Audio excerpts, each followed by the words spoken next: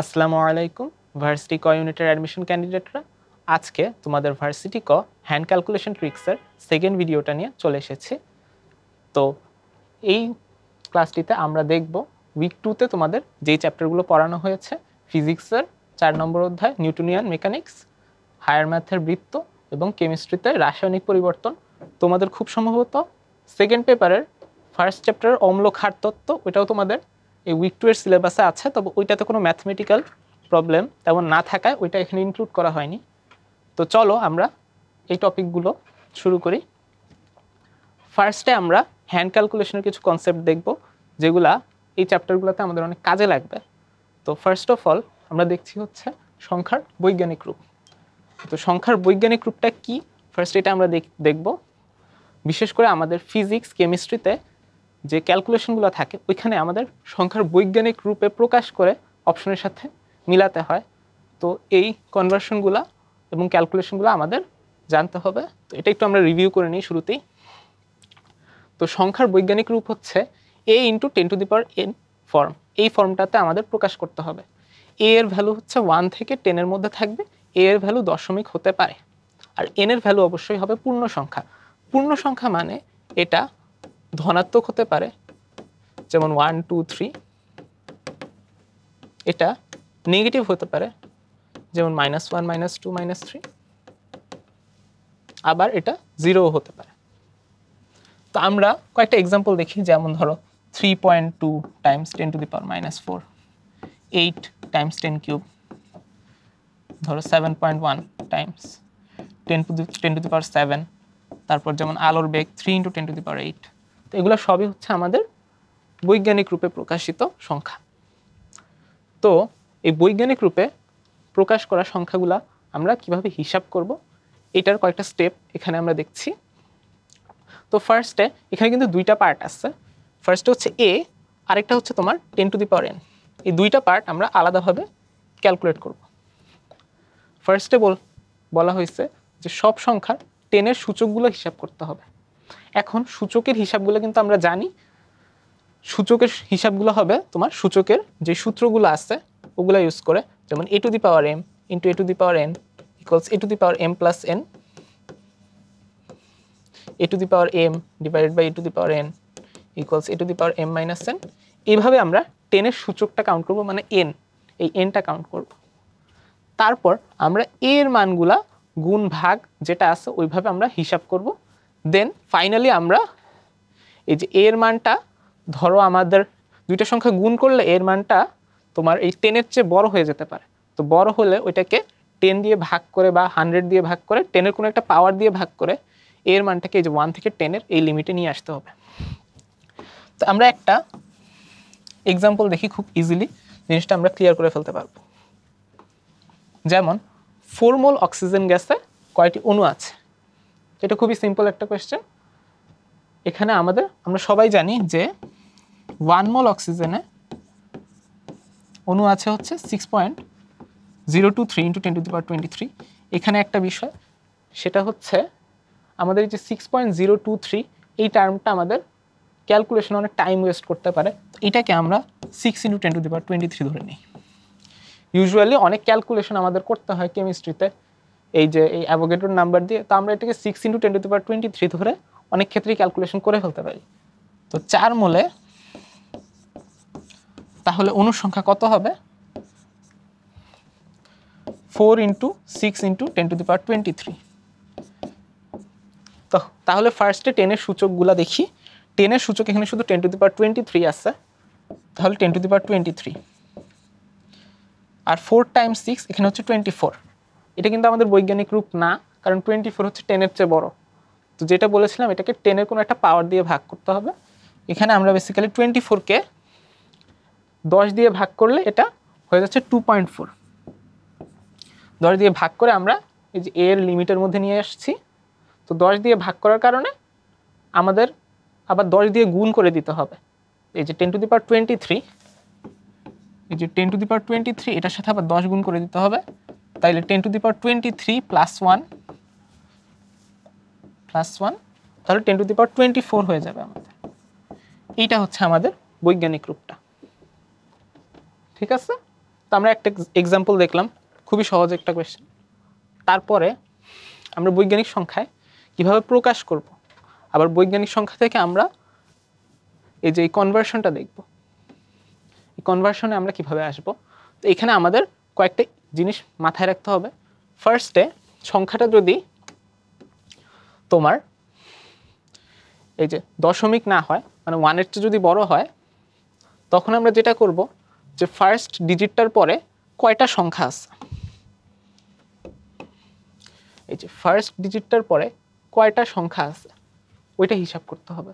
যেমন এখানে first digit হচ্ছে 3, এই 3 এর পর এই যে 1টা 2টা 3টা 4টা 4টা সংখ্যা আছে, তাহলে এই সূচকটা হবে 10⁴। অ্যান্ড ওই সামনের সংখ্যা যেটা, ওইটাই হচ্ছে আমাদের এ, সামনে যে সংখ্যাটা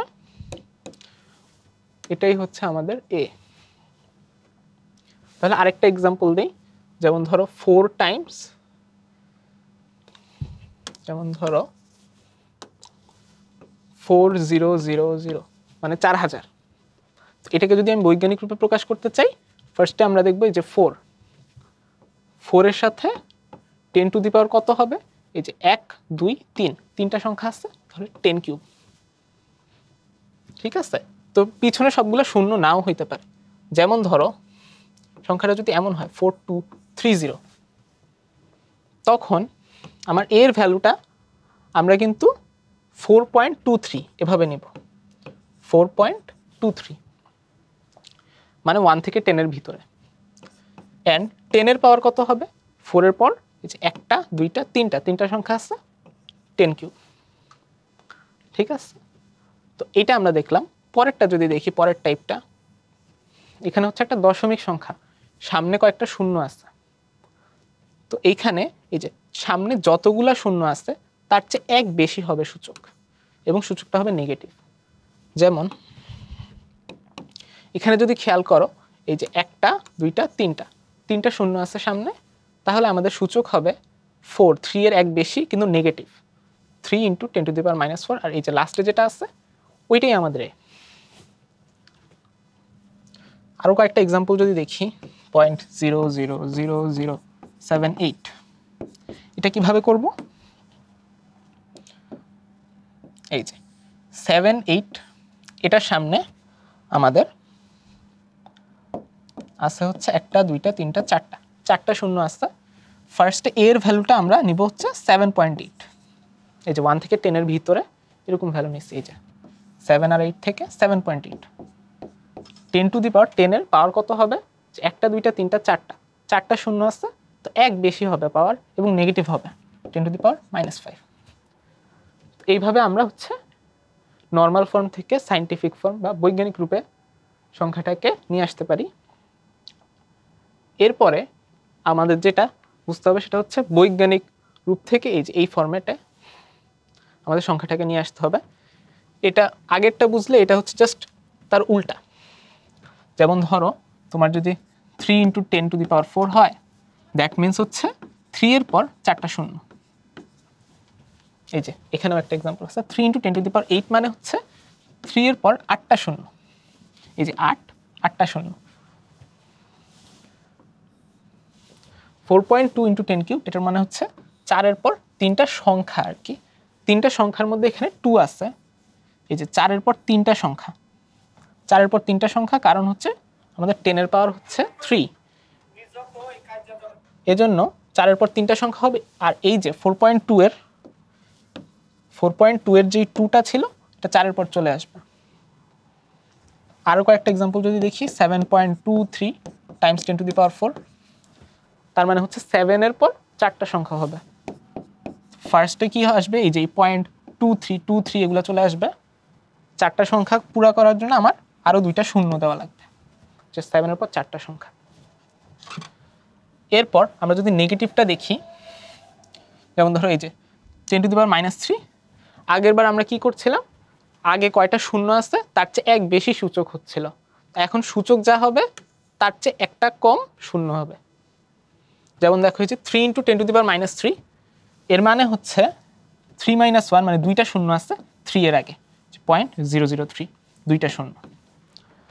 সিমিলারলি 3.2 × 10⁻⁴, এখানে আমরা এই যে 3.2 এটাকে আমরা লিখবো এই যে 3.2 লাস্টে, আর শূন্য থাকবে কয়টা, যেহেতু 4 আছে 4 - 1 মানে 3টা শূন্য থাকবে, 1 2 3, 3টা শূন্য। আরো কয়েকটা যদি एग्जांपल দেখি,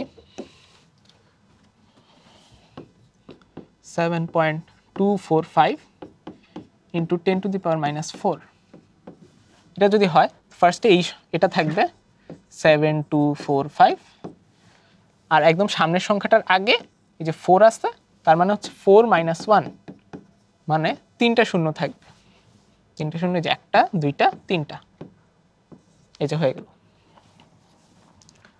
তো এইভাবে আমরা বৈজ্ঞানিক সংখ্যার ক্যালকুলেশন একদম ডিটেইলসে আমরা দেখে ফেললাম। এখন আমরা কিছু প্রবলেম সলভিং এর দিকে যাই। আমাদের ফিজিক্সে, কেমিস্ট্রিতে এই কনসেপ্টগুলো কাজে লাগবে। ফার্স্টে ফিজিক্সের প্রবলেমগুলো দেখব আমরা, নিউটনিয়ান মেকানিক্সের।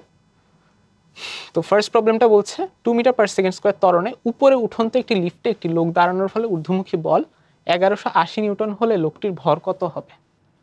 তো আমরা জানি লিফটে ঊর্ধ্বমুখী যদি লিফটটা এ ত্বরণে উঠতে থাকে তখন ঊর্ধ্বমুখী বল হবে m × g + a। তাহলে প্রশ্ন অনুযায়ী m × g + a এটা হচ্ছে 1180। তাহলে লোকটির ভর মানে m, এটা আমাদের বের করতে হবে। তাহলে m = হচ্ছে আমাদের 1180 / g এর ভ্যালু হচ্ছে 9.8 আর 2 যোগ করে দেই। তো এখানে আমাদের ক্যালকুলেশনটা একটু ডিফিকাল্ট হয়ে যাচ্ছে, তাই না? 11.8, কিন্তু না, আসলে যোগ করার পর জিনিসটা কিন্তু সুন্দর হয়ে গেছে, 11.8 আর 1180। তো আমি যেটা করব, আমার বোঝার সুবিধার জন্য এই দুইটাকেই আমি সায়েন্টিফিক ফর্মে নিয়ে যাব।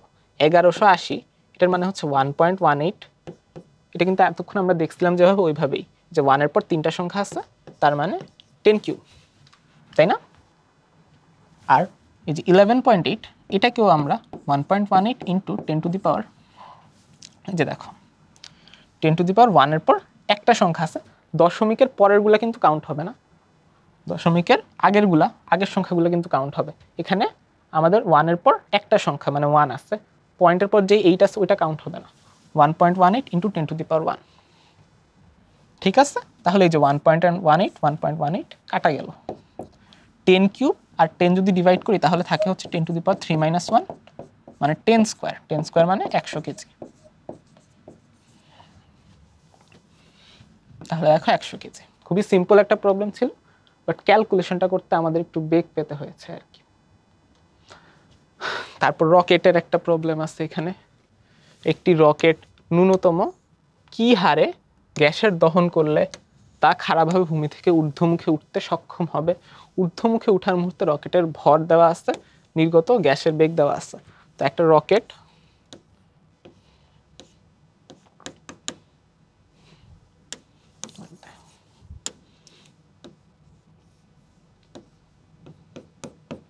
এটা যদি আমাদের রকেট হয়, তো এটা হচ্ছে ধরো ভূমি থেকে যখন রকেটটা উঠতে চাইবে তখন নিচের দিকে রকেটের ওজনের সমান বল কাজ করবে।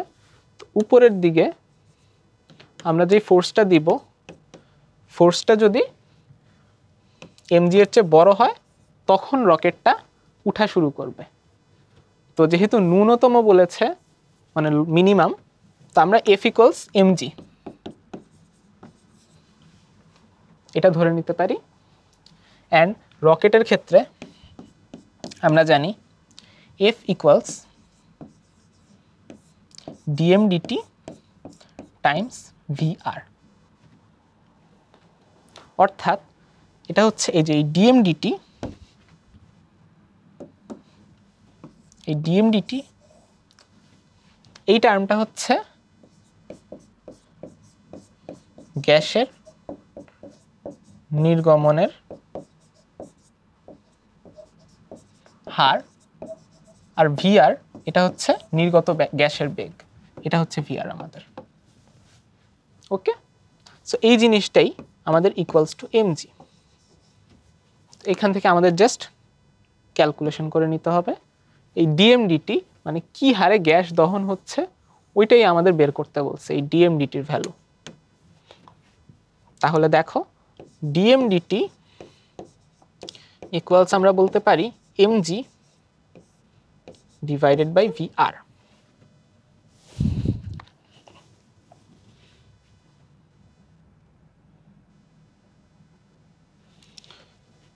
তাহলে এম এর ভ্যালু হচ্ছে 4000, জি এর ভ্যালু আমরা হিসাবের সুবিধার জন্য 10 ধরে নিই, আর ভিআর এটা হচ্ছে আমাদের 400। তাহলে দেখো এই যে 0 0 0 0 কাটা গেল, 4 আর 40কে যদি ভাগ করি তাহলে 10 থাকে, তাহলে এটা 100 কেজি পার সেকেন্ড। তো এই হারে গ্যাস দহন করলে ভূমি থেকে ঊর্ধ্বমুখে উঠতে সক্ষম হবে। তাহলে এই কোয়েশ্চেনটা গেল। পরের কোয়েশ্চেনটা দেখি, জড়তার ভ্রামক সম্পর্কে আছে। কোন অক্ষ সাপেক্ষে একটি বস্তুর জড়তার ভ্রামক 256 অর্থাৎ আই, এটার ভ্যালু দেওয়া আছে। উক্ত অক্ষ সাপেক্ষে বস্তুটির চক্রগতির ব্যাসার্ধ কত? আমরা জানি চক্রগতির ব্যাসার্ধ যদি কে হয় তাহলে I equals M K square. এখন এম দেওয়া নেই আমাদের কাছে, বস্তুটার ওয়েট mg ইকুয়ালস 39.2 দেওয়া আছে, তাহলে m ইকুয়ালস হবে 39.2 ডিভাইডেড বাই 9.8। তো এটা হচ্ছে অ্যাকচুয়ালি 4 কেজি। এই জিনিসটা একটু মাথায় রাখতে পারো, 9.8 টাইমস 1 হচ্ছে 9.8। যেহেতু ওজন থেকে ভরে ক্যালকুলেশন করা লাগে, 9.8 টাইমস 2 এটা হচ্ছে 19.6, 9.8 টাইমস 3 এটা হচ্ছে তোমাদের 29.4, 9.8 টাইমস 4 এটা হচ্ছে 39.2, তারপর 9.8 টাইমস 5 এটা হচ্ছে 49। তো এই কয়টাই আমার মনে আছে, এই কয়টা চাইলে একটু মনে রাখতে পারো তাহলে সুবিধা হবে। যেমন এই যে এখানে দেখো 39.2 ছিল, তার মানে দেখেই বুঝে গেছি আমি যে এটা 4 কেজি হবে।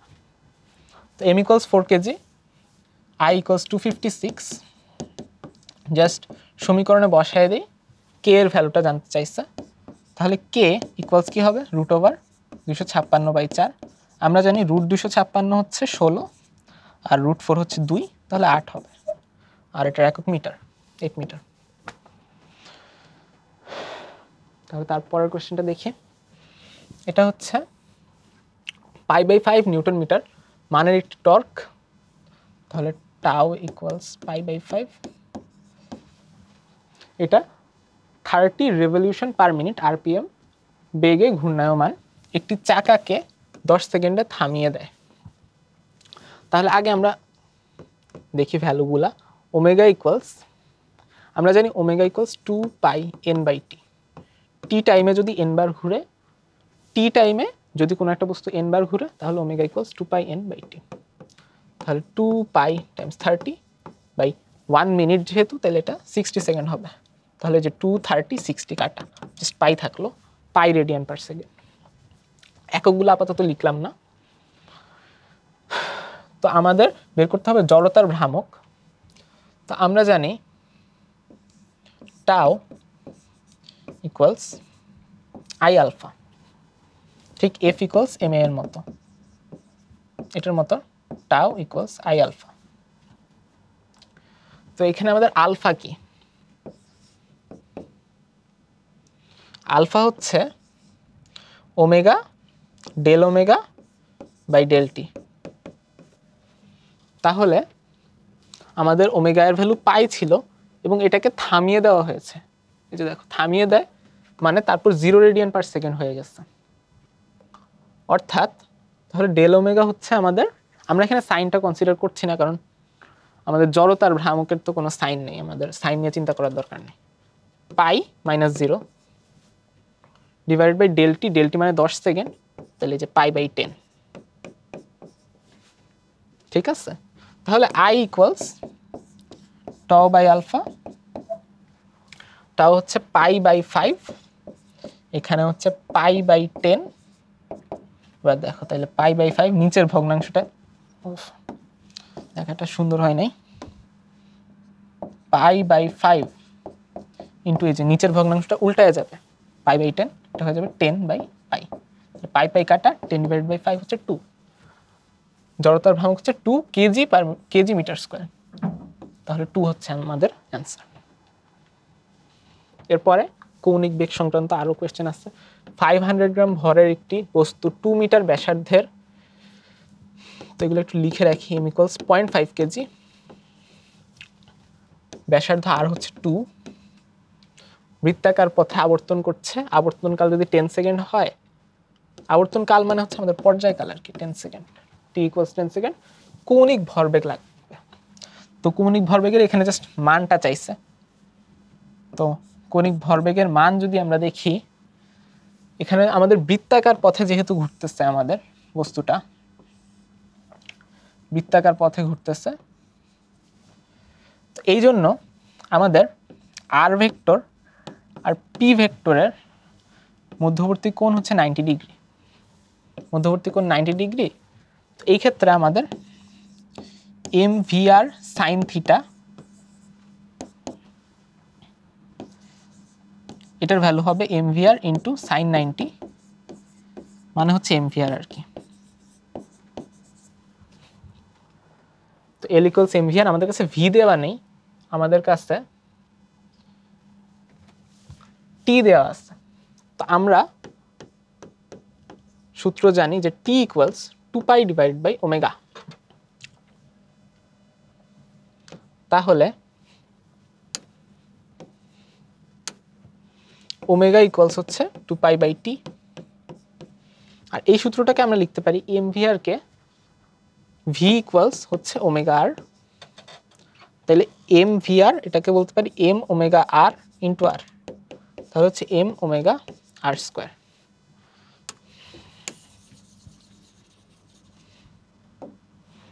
তাহলে m⍵r² এর ভ্যালুটা ক্যালকুলেট করলে আমরা অ্যান্সারটা পেয়ে যাব। তো দেখি,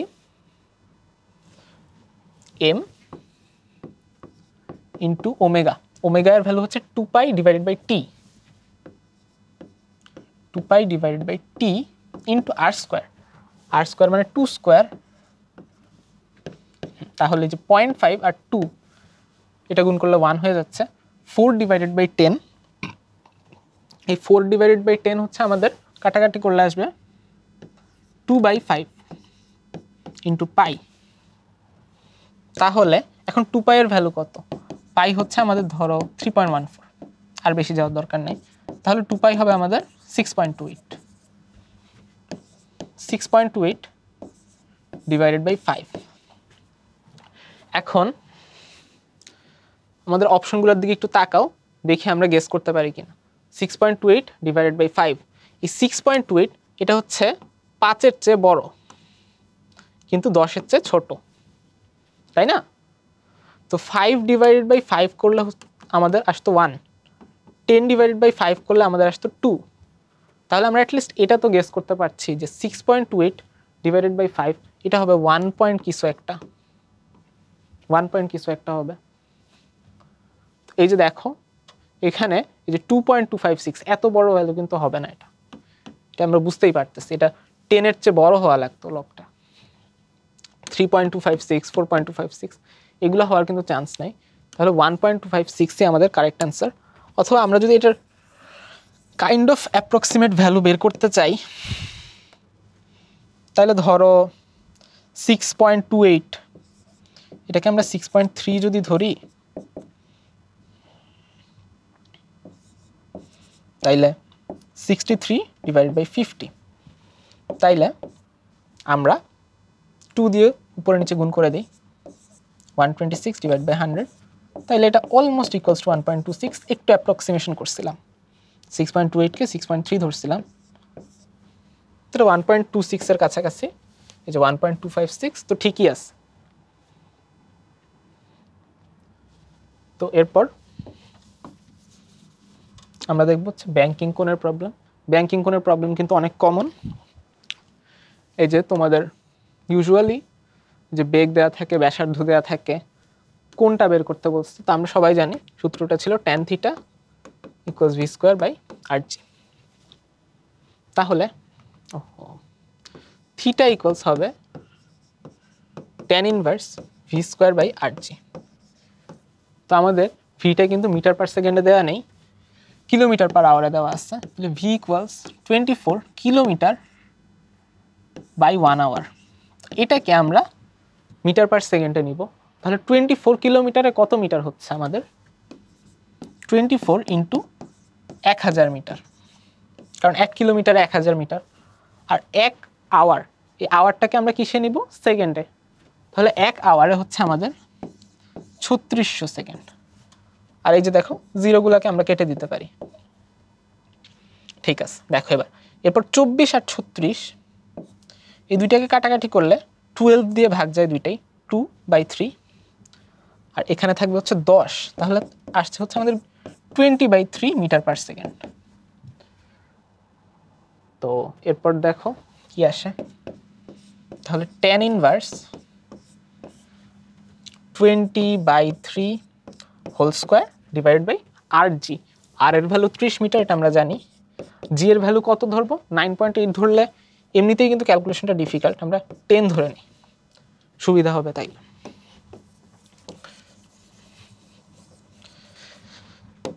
তাহলে এই পাশে লিখছি tan ইনভার্স, দেখো 20 স্কোয়ারে হচ্ছে 400 আর 3 স্কোয়ারে হচ্ছে 9। তাহলে এই যে উপরে থাকছে 400, নিচে থাকছে হচ্ছে তোমার 9 টাইমস 30 টাইমস 10। এবার দেখো এই যে এই জিরো কাটা যাচ্ছে, এই জিরো কাটা যাচ্ছে, থাকছে হচ্ছে আমাদের tan ইনভার্স 4 ডিভাইডেড বাই 27। তাহলে আমাদের এই 4 ডিভাইড বাই 27 এটার ভ্যালু কত? এটাকে আমাদের ডেসিমেলে লাগবে। তো আবার আমরা অ্যাপ্রক্সিমেশন করার ট্রাই করব। ঠিক আছে, 4/27কে আমরা কিভাবে লিখতে পারি? ধরো 4/25 লিখতে পারি। 25 লিখলে যে সুবিধাটা হচ্ছে, এটা কিন্তু ইকুয়াল না, 4 ডিভাইড বাই 25, 27কে 25 লিখছি, তাহলে 25কে 4 দিয়ে গুণ করলে কিন্তু 100 হয়। যে 10 100 এগুলোতে নিয়ে আসলে কিন্তু গুণ ভাগ করা অনেক ইজি। তাহলে উপরেও কিন্তু 4 গুণ করতে হবে, তাই না? থাকলো কি 16 ডিভাইড বাই 100। তাহলে দেখো এবার কিন্তু খুব ইজিলি করতে পারছি। 16 ডিভাইড বাই 100 এটা হচ্ছে 0.16। কিংবা তোমার যদি একটু বুঝতে অসুবিধা হয় তাহলে এভাবেও করতে পারো, 10 টু দি পাওয়ার -2। তাহলে 10 টু দি পাওয়ার -2 মানে কি? 16, এই যে সামনে 2 আছে, তার মানে 2 - 1 মানে একটা 0 হবে। একটু ভুল হয়ে গেছে।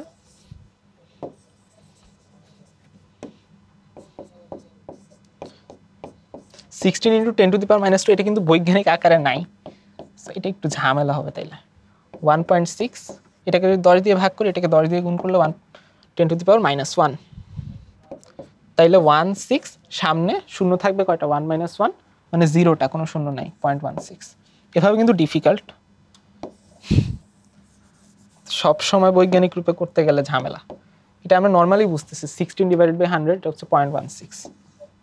ঠিক আছে, এভাবেই করবো, 16 ডিভাইড বাই 100 0.16। তাইলে এইটাকে অলমোস্ট ইকুয়াল টু কি বলতে পারি? 0.16। এগুলো মুছে দেই, এই ক্যালকুলেশনগুলো। তো এবার আমরা অ্যান্সারের সাথে মিলাই, আমাদের এই ফরম্যাটেই চাইছিল। tan ইনভার্স ডেসিমাল কোনো একটা নাম্বার দেখো, 0.015 এটা অবশ্যই না, 0.115, 0.215 এগুলো কিন্তু অনেক দূরে। 0.16 এর সবচেয়ে ক্লোজ হচ্ছে 0.15। তো এটাই আমাদের অ্যান্সার হবে। তো এখানে আমি আরেকটা জিনিস অ্যাড করতে চাচ্ছি। এই কোয়েশ্চনটা আমাদের সলভ হয়ে গেছে, বাট আমি আরেকটা জিনিস দেখাতে চাই।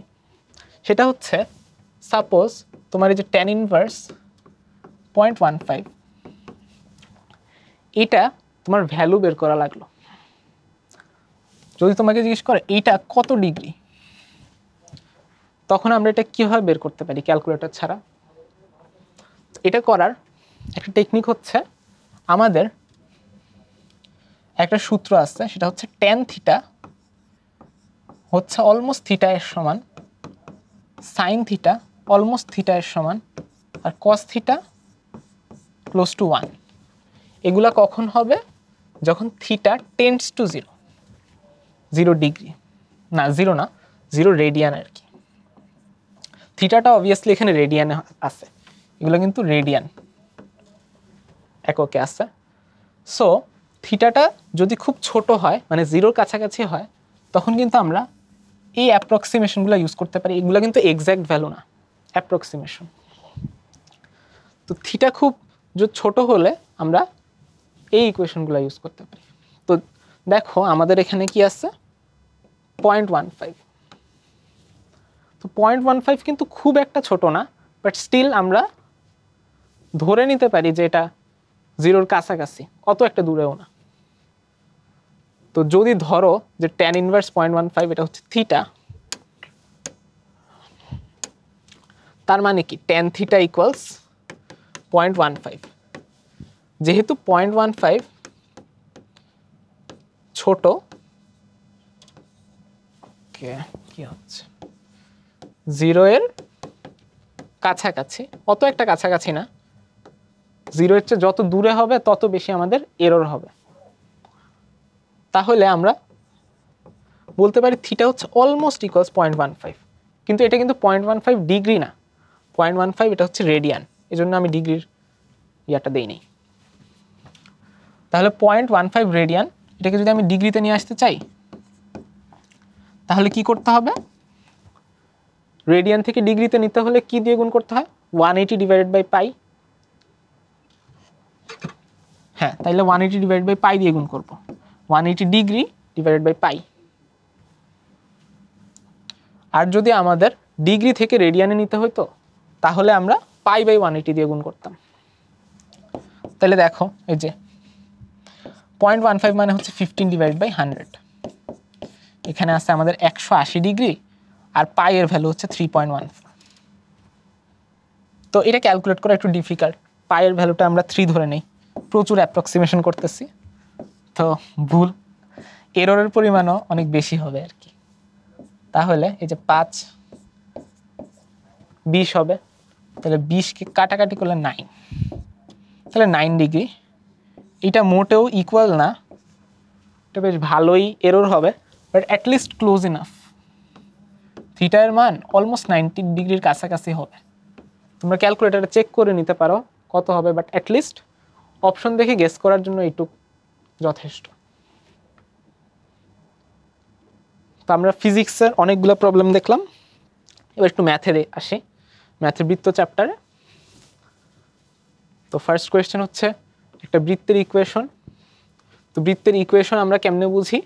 এক্স ওয়াই টার্ম নাই, এক্স ওয়াই টার্ম থাকবে না, আর এক্স স্কোয়ার ওয়াই স্কোয়ারের সহগ সমান।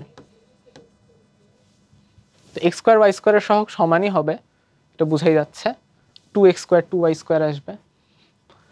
তো তাও আমি যদি বোঝার সুবিধার্থে একটু ভেঙে লিখি, প্লাস টি ইন্টু, এটাকে আর ভাঙলাম না, এটাকে ভাঙলে বেশি বড় হয়ে যাচ্ছে, এটা ইকুয়াল 0। এবার দেখো মেইন কথা হচ্ছে এক্স স্কোয়ার আর ওয়াই স্কোয়ার এর সহগ সমান। তো ওইটা নিয়ে আমাদের কাজ করা লাগবে না, আমাদের যে জিনিসটা এখানে দেখতে হবে এক্স ওয়াই এর টার্ম থাকবে না, মানে এক্স ওয়াই এর টার্ম 0 হবে। এখানে এক্স ওয়াই এর টার্মটা কত? 2 × 2 4 আসতেছে এক্স ওয়াই এর টার্ম। আর এখানে যদি দেখি যে এক্স ওয়াই, যে এটাকে যদি এক্সপ্যান্ড করো তাহলে x y minus 4x minus 3y plus 12 এরকম কিছু আসবে। বাট মেইন কথা হচ্ছে যে এক্স ওয়াই একটা টার্ম আসবে আর ওটার সাথে টি গুণ হবে, তাহলে টি এক্স ওয়াই 4xy, আর এখান থেকে আসবে টি এক্স ওয়াই 4 প্লাস টি ইকুয়ালস 0 হবে, যেহেতু এক্স ওয়াই এর সহগ হবে 0, তাইলে টি এর ভ্যালু আসবে আমাদের -4। ঠিক আছে, তোমাদের বুঝতে অসুবিধা হলে এইটাকেও ভেঙে লিখতে পারো, তাইলে অনেক কষ্ট হয়ে যায়। এভাবে দেখে যদি বুঝতে পারো তাইলে সবচেয়ে ভালো। পরেরটা, এক্স ওয়াই অক্ষদ্বয়কে 4 একক সমদূরত্বে ছেদনকারী মূলবিন্দুগামী বৃত্তের বৃহত্তম জায়ের দৈর্ঘ্য। এগুলো জাস্ট আমরা আমাদের ইকুয়েশনগুলো ইউজ করব, বিভিন্ন শর্ত যেগুলো আছে আমাদের। যেমন ধরো মূলবিন্দুগামী বৃত্ত মানেই হচ্ছে c = 0। আমরা যদি বৃত্তটার ইকুয়েশন ধরে নেই x² + y²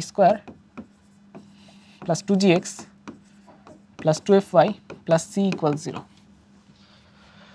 তাহলে এই সি থাকবে না আর কি, সি নাই, সি ইকুয়াল 0। এটার মানে হচ্ছে মূল বিন্দুগামী, মানে আমরা এটা বুঝে গেছি। এরপর আগে বৃহত্তম জ্যায়ের দৈর্ঘ্য বের করতে হলে আমাদের বৃত্তের ইকুয়েশনটা লাগবে। তাহলে এক্স ওয়াই অক্ষ থেকে 4 একক জ্যা খণ্ডন করে, 4 একক সমদূরত্বে ছেদকারী। এখন এক্স অক্ষ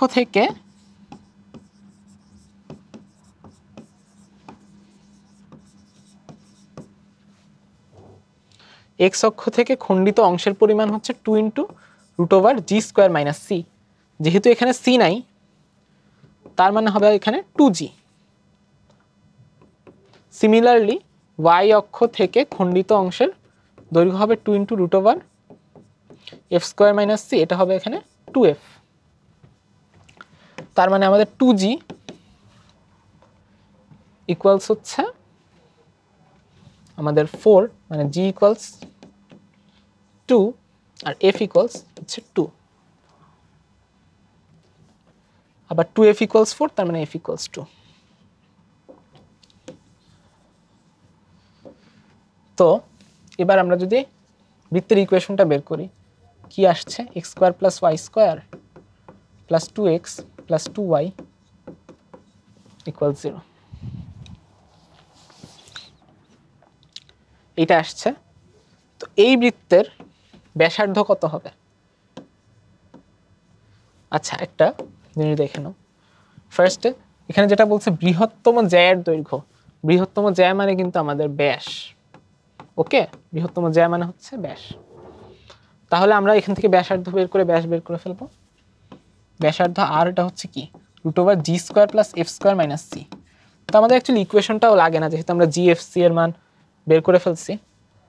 তাহলে √2² + 2² - 0, তার মানে এটা কত আসছে? √8, মানে 2√2। বাট আমাদের কিন্তু ব্যাস চাইনি, আমাদের কাছে ব্যাসার্ধ চাইছে। তাহলে হচ্ছে 4√2, অ্যান্সার হচ্ছে 4√2। তাহলে পরের কোয়েশ্চেনটা আমরা দেখি। হ্যাঁ, এখানে আচ্ছা,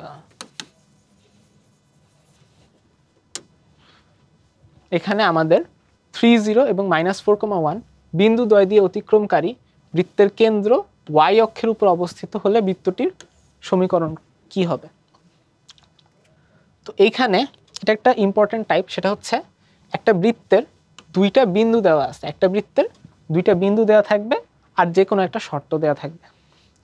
তো এই টাইপের ম্যাথগুলোর জন্য একটা আমাদের সূত্র, যেটা আমাদের অনেক কাজে আসবে, সেটা হচ্ছে লম্ব দ্বিখণ্ডক বের করার একটা সূত্র। এটা আমরা সরলরেখার চ্যাপ্টারে তোমাদের বইয়ে আছে, এটা প্রমাণ করতে দেয়। বাট এই জিনিসটা আমরা যদি মনে রাখি তাহলে আমাদের জন্য অনেক ইজি হবে। জিনিসটা একটু দেখে নাও। a, b R c, d বিন্দু দ্বয়ের লম্ব দ্বিখণ্ডকের সমীকরণ হচ্ছে এই যে, ফার্স্ট a নিলাম, এই যে ভুজগুলার বিয়োগফল a - c × x, তারপর হচ্ছে সিমিলারলি b - d × y। এই জিনিসটা ইকুয়ালস হবে হাফ ইন্টু যেটা থেকে আমরা বিয়োগ করতেছি, যেটা আগে নিচ্ছি a আগে নিচ্ছি b আগে নিচ্ছি, তাহলে হবে হচ্ছে a² + b² মাইনাস এই দুইটা c² - d²। তো এই সূত্রটা যদি মনে থাকে তাহলে আমরা এই যে দুইটা বিন্দু দেখলেই যেটা করতে পারি, এদের লম্ব দ্বিখণ্ডকটা বের করে ফেলতে পারি। এখন লম্ব দ্বিখণ্ডক বের করে আমাদের কি লাভ হবে? ধরো এই হচ্ছে আমাদের দুইটা পয়েন্ট, এটা হচ্ছে এই বৃত্তের উপর। আমরা কিন্তু ছোটবেলায় পড়ছি যে একটা বৃত্তের উপর যে কোনো দুইটা বিন্দুর যে লম্ব দ্বিখণ্ডক আমরা যদি বের করি, ধর এইটা হচ্ছে আমাদের কেন্দ্র, তাহলে এই লম্ব দ্বিখণ্ডক কিন্তু কেন্দ্রগামী হয়। যে এই লম্ব দ্বিখণ্ডক তোমার কেন্দ্রগামী হবে। তার মানে এটা যদি 3, 0 হয়, এটা যদি -4,1 হয়, লম্ব দ্বিখণ্ডক মানে আমরা এই বৃত্তের কেন্দ্রের একটা ইকুয়েশন পেয়ে গেছি। এই বৃত্তের কেন্দ্রটা এই লম্ব দ্বিখণ্ডকের উপর কিন্তু আছে, এটা হচ্ছে আমাদের কেন্দ্র। এই কেন্দ্রটা কিন্তু এই লম্ব দ্বিখণ্ডকের উপর আছে। তাহলে আমরা এই যে এই দুইটা বিন্দু থাকলেই কিন্তু আমরা একটা ইকুয়েশন পেয়ে যাচ্ছি, যেখানে আমাদের কেন্দ্রটা আছে, আর আরেকটা শর্ত দিয়ে আমরা কেন্দ্রটা বের করে ফেলতে পারি। এরপর কেন্দ্র থেকে যে কোনো একটা পয়েন্টের ডিস্টেন্স বের করলে আমাদের ব্যাসার্ধ বের হয়ে যাবে। ওইখান থেকে আমরা যে কোনোভাবে ইকুয়েশনটা বের করে ফেলতে পারি। তো এটা হচ্ছে প্রসেস, এবার আমরা সেটা অ্যাপ্লাই করব। দেখো ফার্স্টে আমি এই শর্টকাটটা ইউজ করব, এই পয়েন্ট আর এই পয়েন্ট। ফার্স্টে দেখো ভুজগুলার বিয়োগফল, 3 থেকে -4 বিয়োগ করলে হয় 7, এটা হচ্ছে এক্স এর সহগ হবে। 0 থেকে 1 বিয়োগ করলে হয় -1, তাহলে -y ইকুয়ালস কি হবে, হাফ ইন্টু, আমি প্রথমে নিয়েছিলাম 3 নিচ্ছি তাই না, a square plus B square minus C square minus D square, তাহলে 3 স্কোয়ার 0 স্কোয়ার লিখলাম, আচ্ছা 0 স্কোয়ার মাইনাস 4 স্কোয়ার, -4 আর 4 এর স্কোয়ার একই, -1 স্কোয়ার। এটা যদি আগে ক্যালকুলেট করে রাখি, হাফ ইন্টু 3 স্কোয়ার হচ্ছে 9, 9 মাইনাস 16 -1, তাহলে এটা কত আসে, 9 মাইনাস 1 8, 8 মাইনাস 16 -8, -8 ভাগ 2 হচ্ছে -4, তাহলে 7x মাইনাস y, -4টাকে এখানে নিয়ে আসি, +4 = 0। এটা হচ্ছে কেন্দ্রের একটা ইকুয়েশন। মেইন কথা হচ্ছে লম্ব দ্বিখণ্ডকের ইকুয়েশন, বাট কেন্দ্রটা এই ইকুয়েশনকে স্যাটিসফাই করে। এখানে আরেকটা জিনিস দেওয়া আছে, বেশিরভাগ সময়ই এই টাইপের ম্যাথে কেন্দ্রের কিছু একটা দেয়া থাকে, বা অন্য কিছু দেওয়া থাকলেও আমরা এখান থেকে কেন্দ্রটা বের করে ফেলবো, এটা হচ্ছে আমাদের লক্ষ্য। এখানে y অক্ষের উপরে অবস্থিত মানে কি, আমরা জাস্ট y অক্ষের উপর অবস্থিত মানে হচ্ছে আমরা x এর ভ্যালুটা 0 বসায় দেই এই ইকুয়েশনে, তাহলেই আমরা কেন্দ্রটা পেয়ে যাব। 7 × 0 - y - 4, সরি মাইনাস ছিল না তো, এটা প্লাস ছিল, হ্যাঁ প্লাস ছিল, তাহলে y ইকুয়ালস আসছে হচ্ছে আমাদের -4, না মাইনাস না প্লাস ছিল, আরে তাহলে y ইকুয়ালস 4 আসছে, তাহলে কেন্দ্রটা কি দাঁড়ালো আমাদের 0,4। এবার আমরা ব্যাসার্ধটা বের করে ফেলতে পারি, এই যে এই ডিস্টেন্সটাই তো ব্যাসার্ধ, 0,4 থেকে 3,0 এটার ডিস্টেন্স, তাহলে এই ডিস্টেন্সটা কত হবে ব্যাসার্ধ, 3 স্কোয়ার প্লাস 4 স্কোয়ার, এটা তো হবে 5, ব্যাসার্ধ পেয়ে গেছি। তাহলে চলো এটা আমি একটু মুছে দেই। এবার লম্ব দ্বিখণ্ডকটা আমরা এই প্রসেসে খুব ইজিলি বের করতে পারি।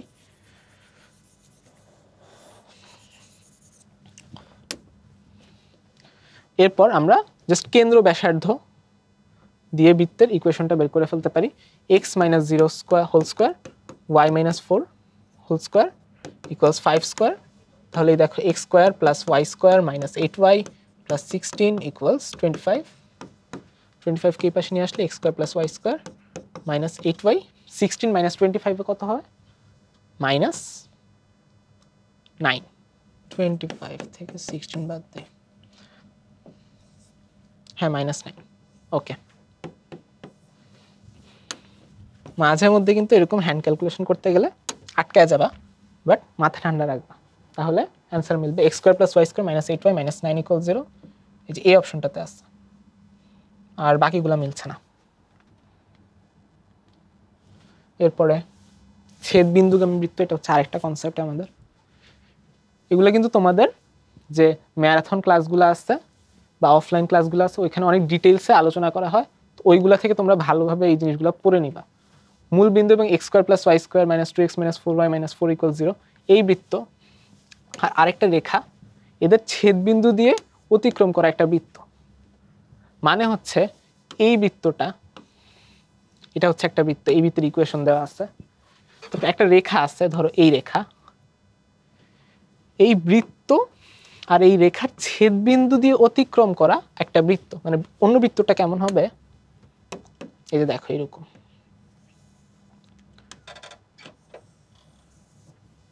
খুবই বাজে হয়েছে আঁকাটা।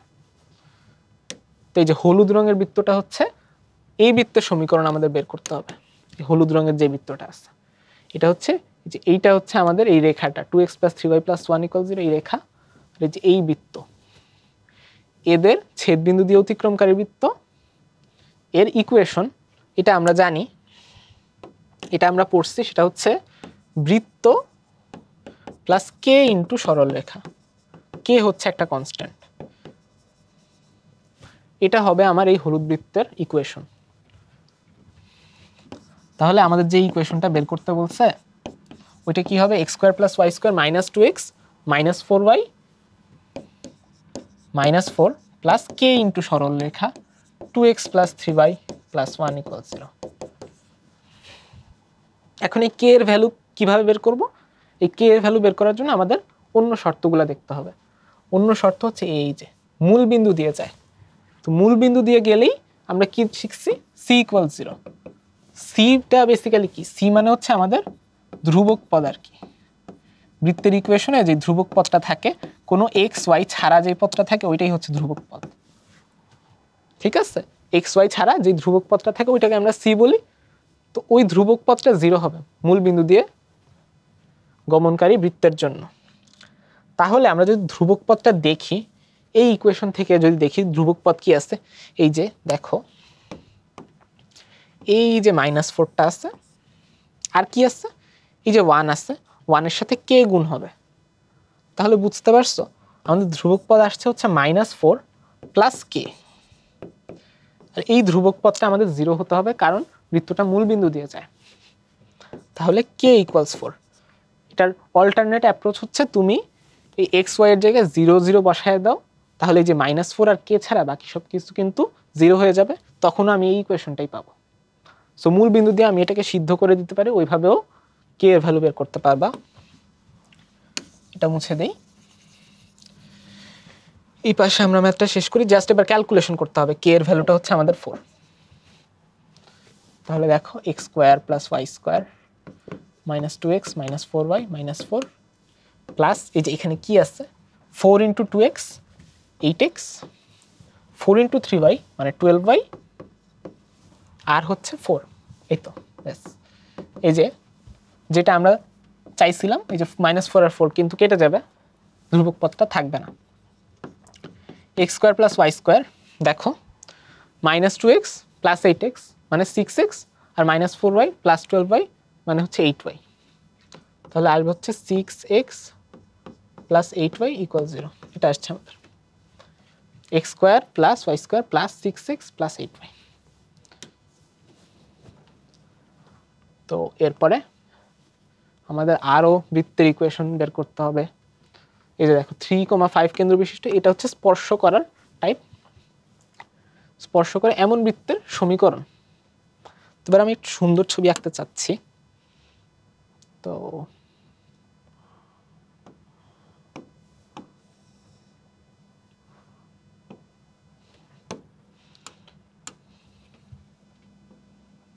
এটা ধরো কেন্দ্র, y অক্ষকে আমাদের স্পর্শ করছে বৃত্তটা। তো আমরা যদি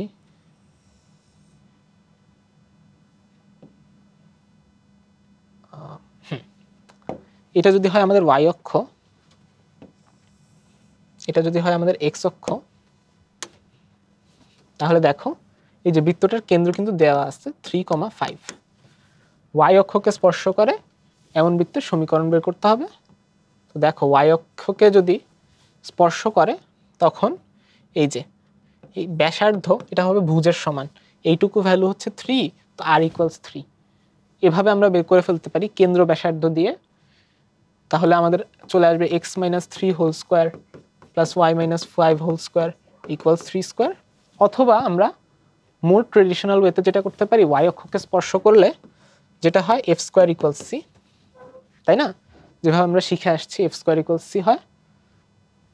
তার মানে হচ্ছে এখানে g হচ্ছে -3, f হচ্ছে -5, কারণ কেন্দ্র হচ্ছে -g - f। তাহলে আমাদের c কি হবে f² মানে 25। তাহলে এভাবে আমরা করতে পারি x² + y² প্লাস 2gx মানে -6x -10y + 25 -6x -10y + 25। এটা মিলছে। আচ্ছা, তো আমরা এই কোয়েশ্চেনটাও সলভ করে ফেললাম। আমরা পরে আমাদের আরও কিছু কোয়েশ্চেন আছে, এগুলো দেখি যে সরলরেখা বৃত্তকে স্পর্শ করা সম্পর্কিত। এখানে আমাদের যে মূল কনসেপ্টটা আছে সেটা একটু ছোট করে বলে দেই। সেটা হচ্ছে এই ধরো আমাদের বৃত্ত, আর এইটা ধরো আমাদের স্পর্শক। আচ্ছা, ধরো এইটা হচ্ছে আমাদের স্পর্শ বিন্দু, এটা হচ্ছে আমাদের স্পর্শবিন্দু, এটা যদি হয় আমাদের কেন্দ্র,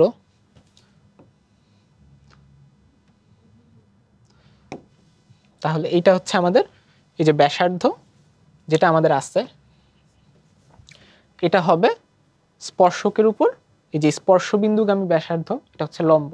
এটা হচ্ছে আমাদের মেইন কনসেপ্ট। তো কেন্দ্র থেকে যে স্পর্শক আছে ওটার লম্ব দূরত্ব হবে আমাদের ব্যাসার্ধ। এই টাইপসের ক্যালকুলেশনের কিছু ম্যাথ আছে, বাট এইখানে আমাদের বলছে স্পর্শবিন্দু মানে এই পয়েন্টটা কি সেটা বের করতে, স্পর্শবিন্দু কত। ওইখানেও আমরা এই নলেজটা কাজে লাগাইতে পারি যে এই সরলরেখাটার উপর এই সরলরেখাটা লম্ব, এই সরলরেখাটা কি আমরা জানি x + y = 4। এই লম্ব সরলরেখাটা তাহলে কি হবে বলো তো? এটা হবে হচ্ছে x - y = সামথিং হবে, সেটা আমি এখন লিখলাম না, পরে লিখব। ফার্স্টে দেখো এই লম্ব সরলরেখাটা যে কেন্দ্র দিয়ে যাবে না, তাহলে এই কেন্দ্রের স্থানাঙ্কটা বের করে ফেলি। এখান দিয়ে জাস্ট x আর y এর সহগগুলোকে -2 দিয়ে ভাগ করলেই তো আমাদের কেন্দ্রের স্থানাঙ্ক পেয়ে যাব। -12 / -2 সেটা হবে আমাদের 6, আর -8 কে -2 দিয়ে ভাগ করলে হচ্ছে আমাদের 4। তাহলে এটা হচ্ছে আমাদের কেন্দ্রের স্থানাঙ্ক। এই কেন্দ্রের স্থানাঙ্ক হচ্ছে এই ইকুয়েশনটাকে স্যাটিসফাই করবে। তাহলে 6 - 4, 6 - 4 কিছু একটা লিখে এটাকে 0 বানাতে হবে। তো -2 করে দিলে এটা 0 হয়ে যাচ্ছে। তাহলে x - y - 2 = 0। দেখো বোঝা যাচ্ছে, x - y - 2 = 0। আমি হচ্ছে এই যে কেন্দ্র দিয়ে এই রেখাটাকে সিদ্ধ করে দিচ্ছি। এরপর আমরা যেটা করতে পারি, এই যে এই লম্ব রেখাটা আর এই রেখাটা x - y - 2 = 0 আর x + y = 4, এই দুইটা যে সরলরেখা আছে এদের ছেদবিন্দুটা হচ্ছে আমাদের স্পর্শবিন্দু। তো এই দুইটা ইকুয়েশন আমাদের সলভ করতে হবে। x - y = 2 এটা একটা ইকুয়েশন, আর x + y = 4 এটা আরেকটা ইকুয়েশন। তো এটা সলভ করা খুবই ইজি, আমরা জাস্ট যোগ বিয়োগ করেই সলভ করে ফেলতে পারবো। 2x = 6, x = 3 আর y = 3, তাহলে হচ্ছে আমাদের 3,1। তো স্পর্শবিন্দু বের করার জন্য আমরা কি করব, এই যে স্পর্শকের ইকুয়েশন আছে, যে স্পর্শবিন্দুগামী যে ব্যাসার্ধটা আছে ওইটার ইকুয়েশন বের করলাম।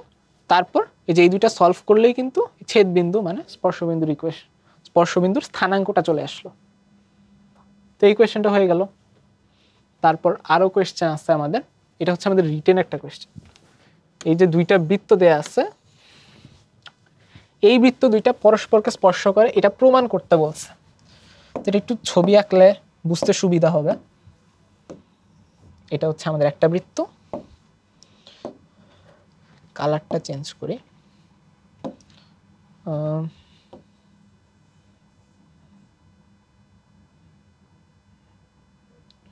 এটা হচ্ছে আমাদের আরেকটা বৃত্ত, এটা হচ্ছে একটা কেন্দ্র, এটা হচ্ছে আরেকটা কেন্দ্র।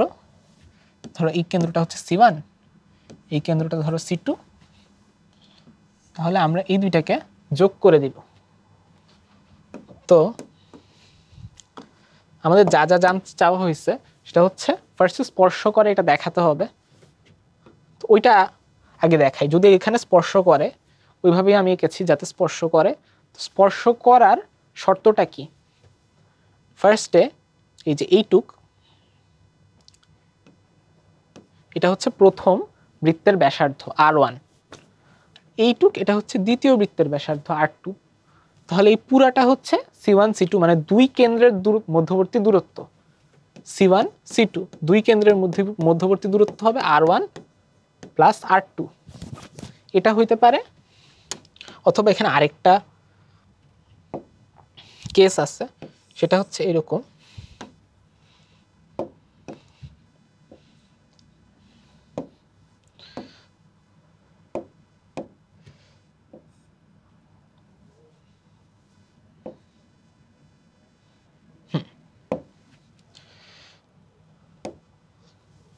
ওকে, তাহলে এটা হচ্ছে আরেকটা কেস।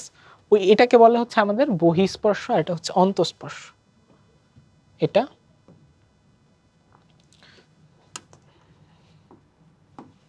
তাহলে এই যে দেখো এইটা, এই ক্ষেত্রে যেটা হচ্ছে আমাদের C1, এই পয়েন্টটা হচ্ছে C2,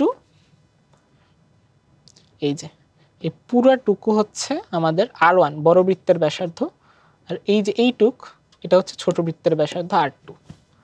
তাহলে এই কেসে আমাদের C1 C2 equals R1 minus R2।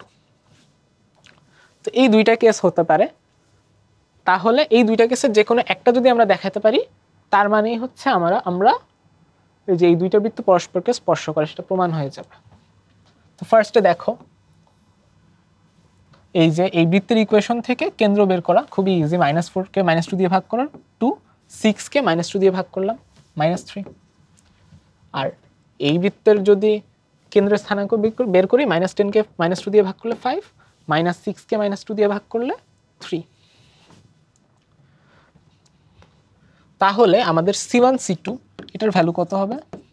এই যে এই দুইটা বৃত্তের মধ্যে এই দুইটা বিন্দুর মধ্যে ডিসটেন্স 5 - 2 হচ্ছে 3, আর -3 এর মধ্যে পার্থক্য হচ্ছে 6। তাহলে যেটা দাঁড়াচ্ছে 3 স্কয়ারে 9 আর 36 √45 এটা আসছে। তো √45 কি একটু সিম্পলিফাই করা যায়, 5 × 9 3√5। ওকে, তো এবার এই R1 আর R2 ভ্যালু এইগুলা বের করতে হবে, বের করে দেখতে হবে যে এই দুইটা কেসের সাথে আদৌ মিলে কিনা। ফার্স্টে R1 বের করি।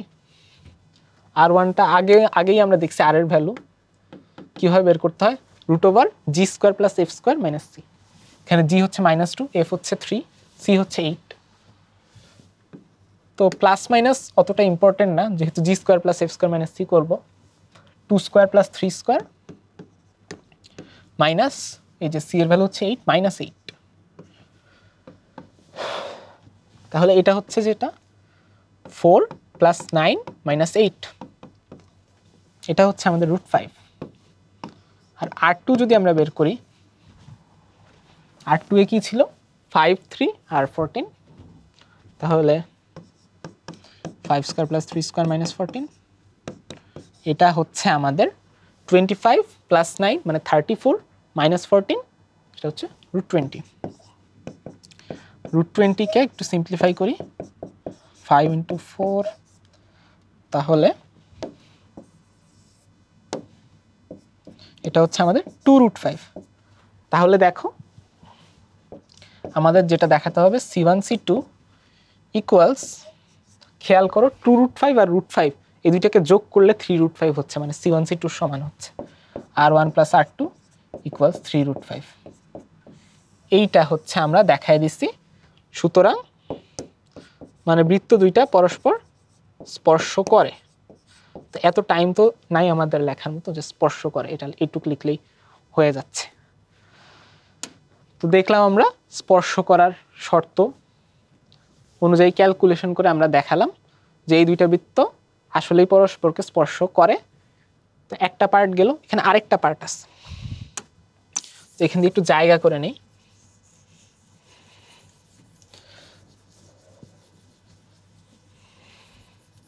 তো আমরা যেটা বুঝলাম আমাদের কেস হচ্ছে এইটা না, এইটাকে আপাতত মুছে দেই।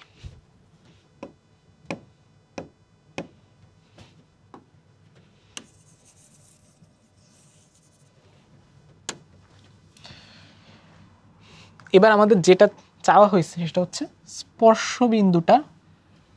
এই স্পর্শবিন্দুটা বের করতে হবে। তো এই স্পর্শবিন্দু বের করার অনেকগুলো ওয়ে আছে। একটা ওয়ে হচ্ছে, এটা হচ্ছে C1, এটা হচ্ছে C2, এটা হচ্ছে আমাদের স্পর্শবিন্দু। তো আমরা জানি এইটুক হচ্ছে R1 এর ভ্যালু আমরা বের করছিলাম। R1 এর ভ্যালু ছিল আমাদের R1 এর ভ্যালু কি 2√5 ছিল? হ্যাঁ, এটা মুছে দেওয়া ঠিক হয় নাই, আরেকবার দেখি। R1 এর ভ্যালু ছিল 2² + 3² 4 + 9 এ 13 - 8, হ্যাঁ √5 ছিল। তো এইটুক হচ্ছে আমাদের √5, এইটুক হচ্ছে আমাদের 2√5। ধরো P হচ্ছে আমাদের স্পর্শবিন্দু। তো আমরা যেটা বলতে পারি এই C1 C2 এই সরলরেখাটাকে পি 1:2 এই অনুপাতে অন্তর্বিভক্ত করেছে। C1 এর স্থানাঙ্ক হচ্ছে আমাদের 2, -3, C2 এর স্থানাঙ্ক হচ্ছে আমাদের 5, 3। তাহলে পি এর স্থানাঙ্ক কত হবে আমাদের? যে অন্তর্বিভক্তের সূত্র ইউজ করতে হবে, 2 × 2 × 2 + 1 × 5, নিচে থাকবে হচ্ছে কত? 2 + 1। সিমিলারলি 2 × -3, 2 × -3, 1 × 3, 2 + 1। তাহলে এটা কত আসে? 2 × 2 4 + 5 হচ্ছে 9, 9/3 হচ্ছে 3, আর হচ্ছে -6 + 3 হচ্ছে -3/3, এটা হচ্ছে -1।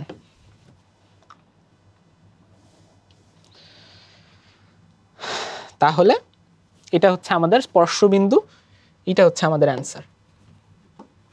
তো আমি যেটা বলছিলাম আরো কিছু ওয়ে আছে, আরেকটা ওয়ে দেখাই। আরেকটা ওয়ে হচ্ছে যে দেখো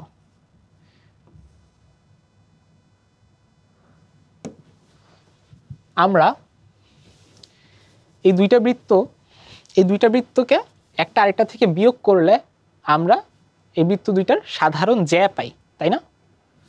এই ক্ষেত্রে যখন স্পর্শ করছে, এই ক্ষেত্রে আমরা পাবো হচ্ছে সাধারণ স্পর্শক। এই দুইটা বৃত্তকে যদি আমি বিয়োগ করি তাহলে আমি পাবো হচ্ছে সাধারণ স্পর্শক। তো এটা হচ্ছে এটা হচ্ছে সেকেন্ড ওয়ে। ওইখানে আমরা একবার প্রবলেমটা সলভ করছি, আরেকবার করি। এবার হচ্ছে অন্য ওয়েতে করব। দেখো এটা থেকে এটা বিয়োগ করে দাও, বা এটা থেকে এটা বিয়োগ করো। -4 থেকে -10 বিয়োগ করলে -4 + 10 মানে 6x। আমি এই সরলরেখাটার ইকুয়েশন বের করছি আর কি। -4 + 10 6, আর 6 থেকে -6 বিয়োগ করলে আসছে হচ্ছে 12y, আর আসছে হচ্ছে 8 - 14, 8 - 14 হচ্ছে -6। একটু সিম্পলিফাই করার জন্য 6 দিয়ে ভাগ করে দিই, x + 2y -1 = 0। তো এর ইকুয়েশন আমরা পেয়ে গেলাম, তাই না?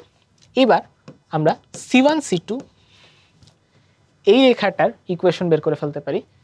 এই যে পয়েন্ট দুইটা কিন্তু আমাদের জানা আছে, 2, -3 আর 5, 3, তাই না? তো ফার্স্ট আমরা ঢাল বের করি। 2, -3 আর 5, 3। ঢাল হচ্ছে 3 থেকে -3 বিয়োগ করলে আসে হচ্ছে 6, আর হচ্ছে 5 থেকে 2 বিয়োগ করলে আসে 3, তাহলে ঢাল হচ্ছে আমাদের 2, তাই না? 6/3 মানে 2। তাহলে ঢাল হচ্ছে 2। ঢাল 2 হলে এটাকে আমি বলতে পারি 2/1। আগের ক্লাসে দেখাইছিলাম। তো ইকুয়েশনটা আমরা এইভাবে লিখে দিতে পারি 2x - y। 2x - y এর সাথে কিছু একটা যোগ হবে বা বিয়োগ হবে। তো যে কোনো একটা দিয়ে যদি সিদ্ধ করে দিই, 5, 3 দিয়ে যদি সিদ্ধ করি, 2 × 5 এর 10, আর y এর ভ্যালু হচ্ছে 3, 10 - 3 হচ্ছে 7। তাহলে কি করতে হবে? আরও 7 বিয়োগ করে দেয়, তাহলে 0 আসবে, -7। তাহলে এইটা 2x - y -7 = 0, x + 2y -1 = 0। এই দুইটার যদি আমি সলভ করি তাহলে আমাদের স্পর্শবিন্দুটা পাওয়া যাবে। আরে আচ্ছা,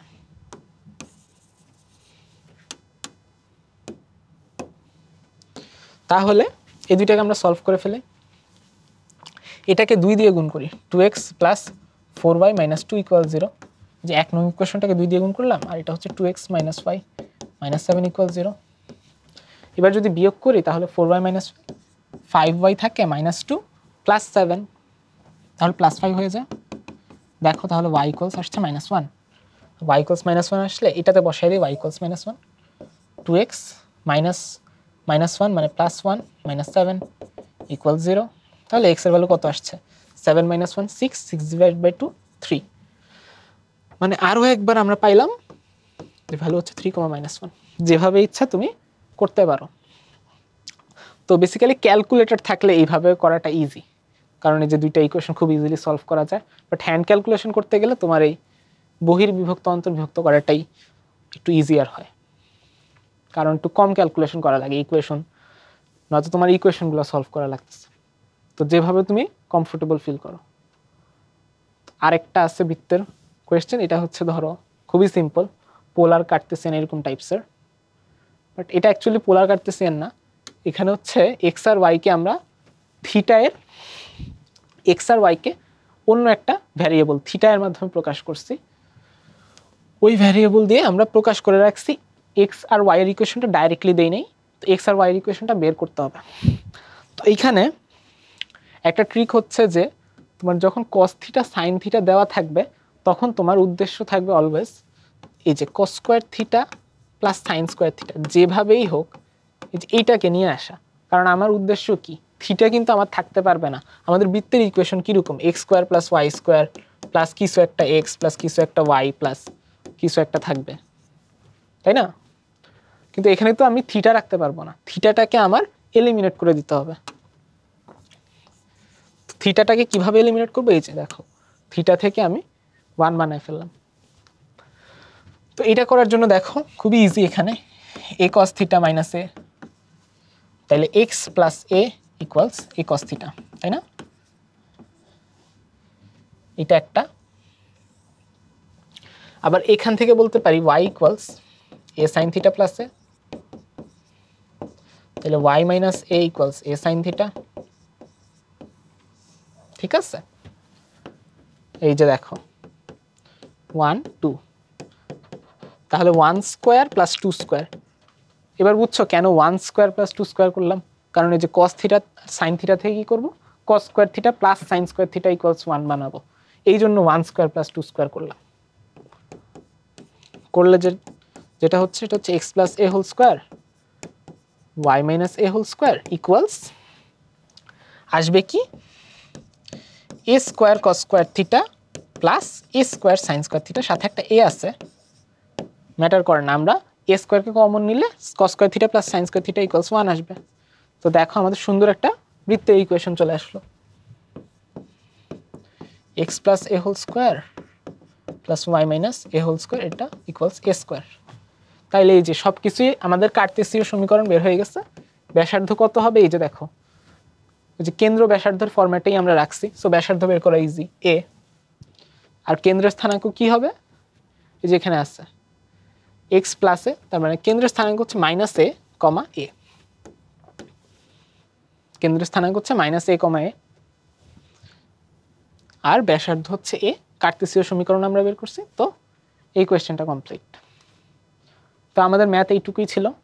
এরপরে হচ্ছে আমাদের কেমিস্ট্রি যে চ্যাপ্টারটা, সেটা হচ্ছে রাসায়নিক পরিবর্তন। তো এই চ্যাপ্টারে আমাদের বেশ কিছু ম্যাথ আছে এবং এই ম্যাথগুলো করার জন্য আমাদের কিছু হ্যান্ড ক্যালকুলেশনের বেসিক ধারণা রাখা লাগবে অ্যান্সার বের করার জন্য। যেটা তোমাদের অনেক কাজে লাগে সেটা হচ্ছে লগারিদম। সেটা হচ্ছে আমাদের পিএইচ বের করি আমরা, অনেক ইকুয়েশন আছে কেমিস্ট্রিতে যেগুলোতে আমাদের লগারিদম ইউজ হয়। তো এই লগারিদমের সূত্রগুলো একটু রিভিউ করতেছি আমরা। এই যে দেখো log A plus log B হচ্ছে log A B, log A minus log B হচ্ছে log A divided by B. এইটা হচ্ছে খুবই ইম্পর্টেন্ট, এটা ক্যালকুলেশন করার জন্য খুবই খুবই ইম্পর্টেন্ট। সেটা হচ্ছে log a to the power r equals r log a. আরেকটা জিনিস, আমি যদি জাস্ট লগ যখন লিখতেছি লগ 2 লগ 3, এখানে লগের বেস আমি 10 ধরতেছি, শুধু লগ লেখা মানে লগের বেস এখানে আমরা 10 ধরতেছি আর কি। বাট ম্যাথে আবার শুধু লগ লেখা থাকলে লগের বেস ই ধরে। তো এখানে আমরা সুবিধার জন্য জাস্ট এমনি লিখবো। আমাদের 10 বেসের যে লগারিদম ওইটাই বেশি কাজে লাগবে, কারণ পিএইচ তো 10 বেসেই হয়। 10 বেস লগ নিয়েই আমরা ক্যালকুলেট করি। আরেকটা হচ্ছে আমাদের এলএন, ই বেস হলে আমরা এলএন ইউজ করব। তো যেটা বলছিলাম এই ইকুয়েশনটা খুবই খুবই ইম্পর্টেন্ট। যেমন আমাদের অনেক সময় এরকম ক্যালকুলেশন থাকবে যে লগ, অবশ্যই এটা 10 বেস, ধরো 10 টু দি পাওয়ার -3, এটা কি হবে, ফার্স্টে আমরা কি করবো, এই যে -3কে সামনে নিয়ে আসবো, -3 লগ 10, আর তারপর লগ 10 বেস 10, এটার ভ্যালু হচ্ছে 1, তাহলে -3। তো ক্যালকুলেট করার জন্য আমাদের পাওয়ারগুলোকে অবশ্যই সরাইতে হবে এবং সরানোর জন্য এই ইকুয়েশনটা আমাদের খুবই কাজে লাগবে। এরপরে হচ্ছে আমাদের ভিত্তি পরিবর্তন। ভিত্তি পরিবর্তনটা আমাদের খুব একটা লাগে না, ধরো কেমিস্ট্রিতে, বাট একটা জিনিস কাজে লাগে, সেটা হচ্ছে লগ আর ln এর মধ্যে কনভার্সন। সেটা যদি আমি দেখি, ধরো একটা সংখ্যা x আমার ln এ আছে, এটাকে আমি 10 বেস লগারিদমে নিতে চাই, তাহলে খুবই সিম্পল। সেটা হচ্ছে যে দেখো ln x মানে কি log e বেস x না, এই যে দেখো e বেস থাকবে এবং x। তো ফার্স্টে উপরেরটা থাকবে আমাদের উপরে, নিচেরটা থাকবে হচ্ছে নিচে, log x divided by log e। ঠিক আছে, তো এইভাবে বের করতে পারি। তো এটা যদি আমরা ক্যালকুলেশন করি,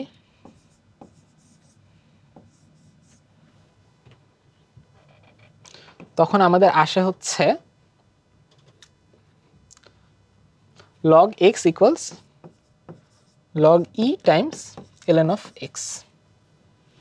তো এই log e এটার মান আমরা মুখস্থ রাখতে পারি। তোমার log e বেস 10 এটার মান হচ্ছে 2.303। তো যেটা দেখছিলাম আমরা log x equals log e into ln x, এই জিনিসটা যদি আমাদের মাথায় থাকে log e বেস 10 এটা হচ্ছে 2.303। তো এখানে যেহেতু উল্টা আছে, তো আমরা এটাকে উল্টায় দিতে পারি, log e বেস 10। এখানে আরেকটা ইম্পর্টেন্ট সূত্র তোমাদের মনে করায় দিতে চাচ্ছি, সেটা হচ্ছে log a বেস b, এটা হচ্ছে 1 ডিভাইডেড বাই log b বেসে। তোমরা এই দুইটাকে যদি সোয়াপ করে দাও, তাহলে এটা 1 এর নিচে চলে যাবে, 1 হয়ে যাচ্ছে। তো এটা হচ্ছে ধরো তোমার ln x ডিভাইডেড বাই 2.303, এটা হচ্ছে log x।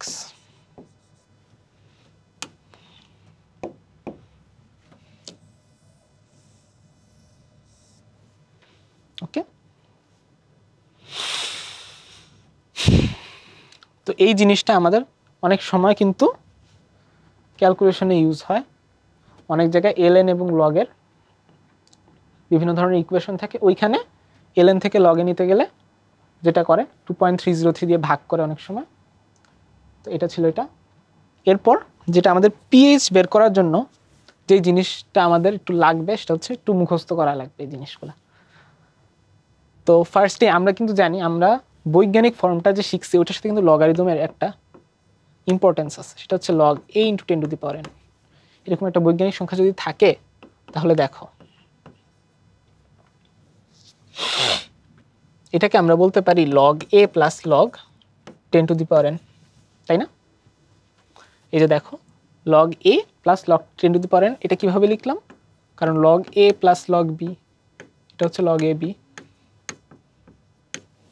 তাই না? এবার দেখো log a এর ভ্যালুটা কি ছিল? 1 থেকে 10 এর ভিতরে ছিল, আর এই nটা সামনে চলে আসবে n log 10, তাইলে এটা তো 1, তাহলে এখানে জাস্ট n থাকবে।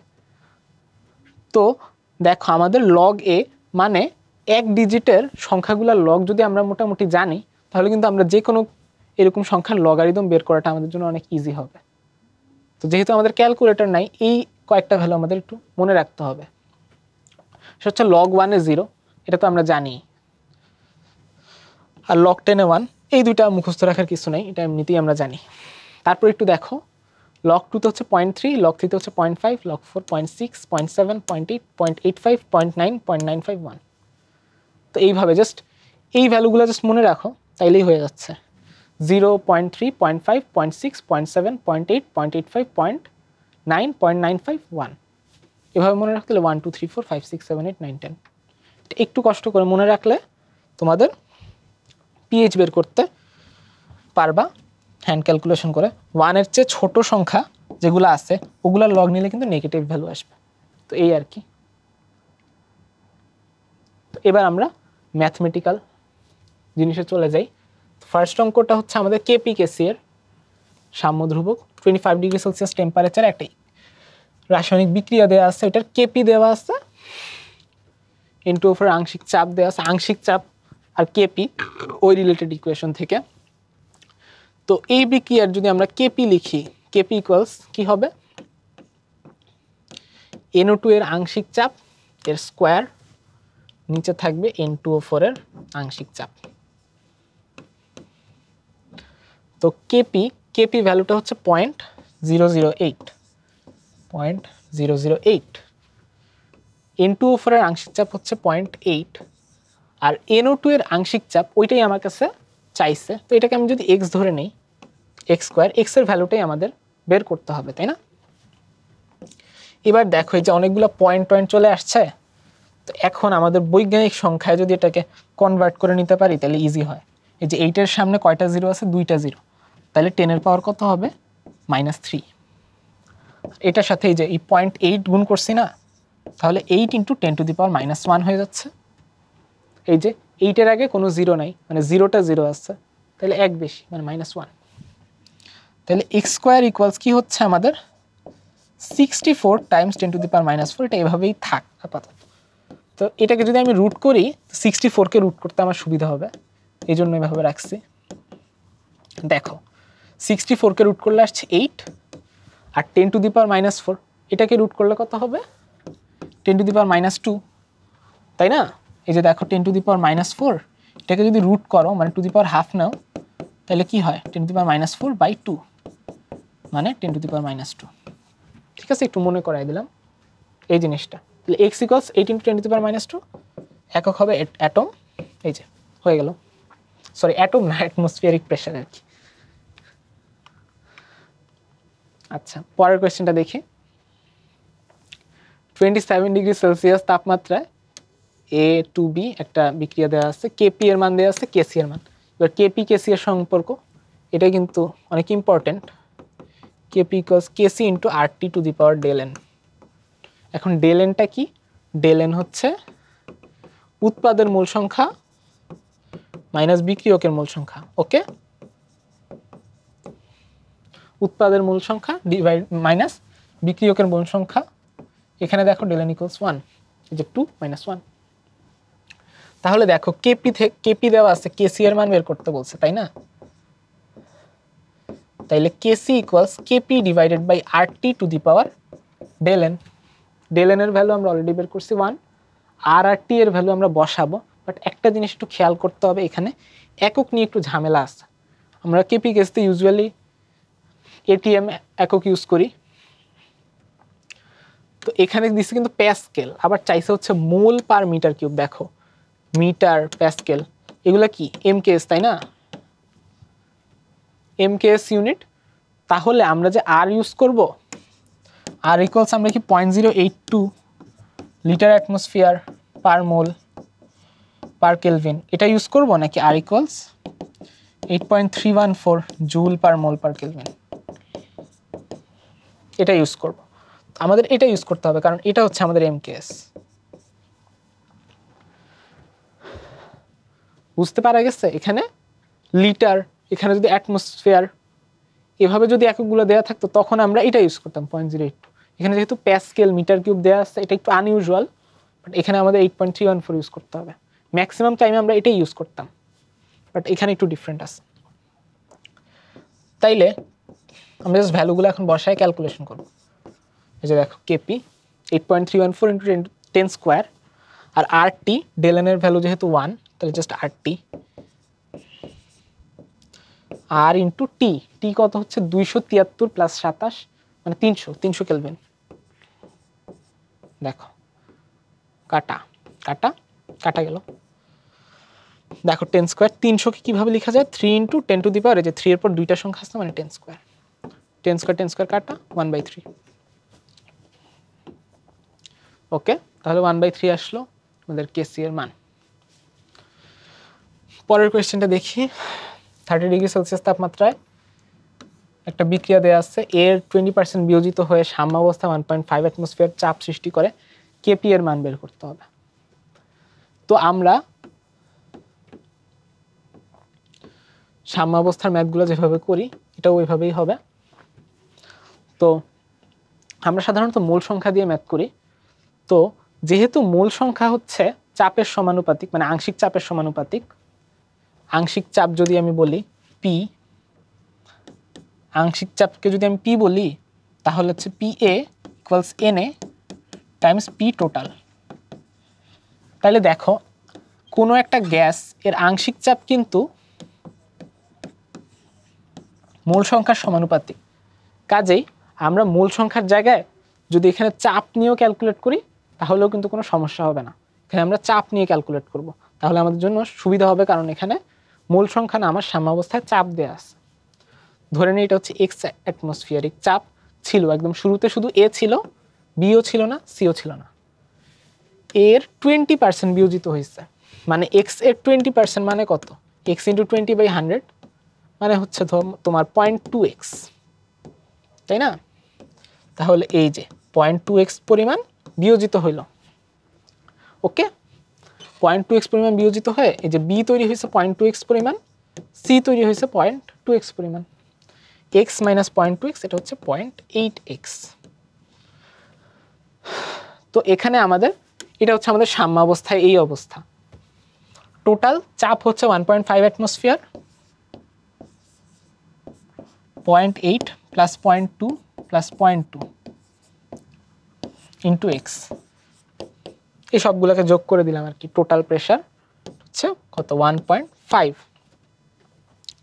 0.8, 0.2, 1.2 আসছে, 1.2x ইকুয়ালস 1.5। একটু জায়গা লাগবে, তাহলে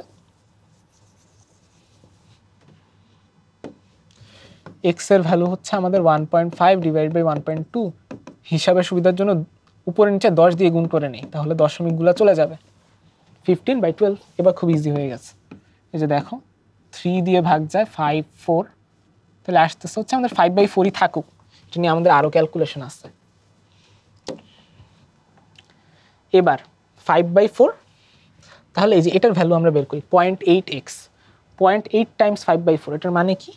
0.8 মানে হচ্ছে 4/5 আর x হচ্ছে 5/4, তাহলে এটা 1 হয়ে যাচ্ছে।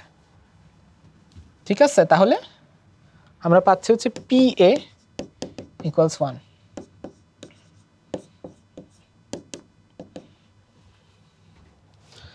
আসতেছে, এটা হচ্ছে 0.2x, তাহলে এটা হবে 1/5 টাইমস 5/4, এটা হচ্ছে 1/4 আর এটাও আসবে 1/4, তাই না? তাহলে এটা 1/4, এটা 1/4। একক নিয়ে মাথা ঘামানোর দরকার নাই, কেপি গ্যাসের একক নাই, তাও কোয়েশ্চেনে কখনো কখনো দিয়ে দেওয়া থাকে, সো ওইটা নিয়ে আমরা মাথা ঘামাচ্ছি না এখানে। কেপি এটা হচ্ছে PB times PC divided by PA, খুবই সিম্পল, এখান থেকে দেখে লিখলাম। তো এই যে সবগুলা ভ্যালু আমার সুন্দর করে দেয়া আছে, 1/4 পিবি, পিসি হচ্ছে 1/4, পিএ হচ্ছে 1। তাহলে এবার দেখো যেটা আসছে 1/4 হচ্ছে আমার 0.25, তাই না? এই 1/4 এটা হচ্ছে 0.25। তো 0.25 কে যেভাবে লিখতে পারি 25/100, এটা হচ্ছে 25/100। তা আমরা জানি 25 স্কোয়ারে হচ্ছে 625,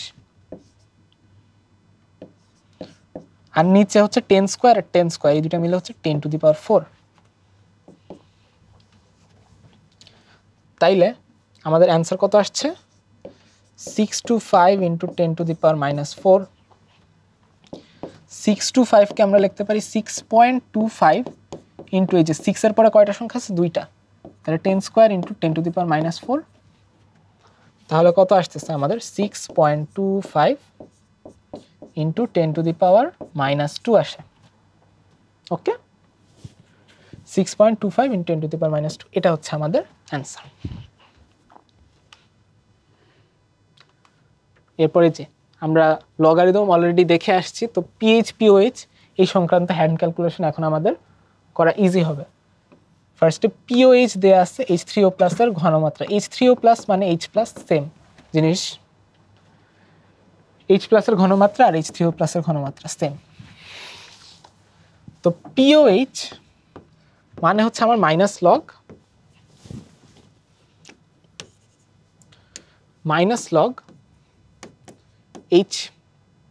OH মাইনাস, তাই না? তাহলে OH মাইনাসের ঘনমাত্রা এটা হবে 10⁻⁻⁻ POH। তাহলে ফার্স্ট আমরা OH মাইনাসের ঘনমাত্রাটা বের করতে পারি, 10⁻⁻ POH মানে 10⁻³ আরেকটা জিনিস আমরা জানি, সেটা হচ্ছে প্রমাণ তাপমাত্রা H প্লাস OH মাইনাস এই দুইটার গুণফল হচ্ছে পানির আয়নিক গুণফল।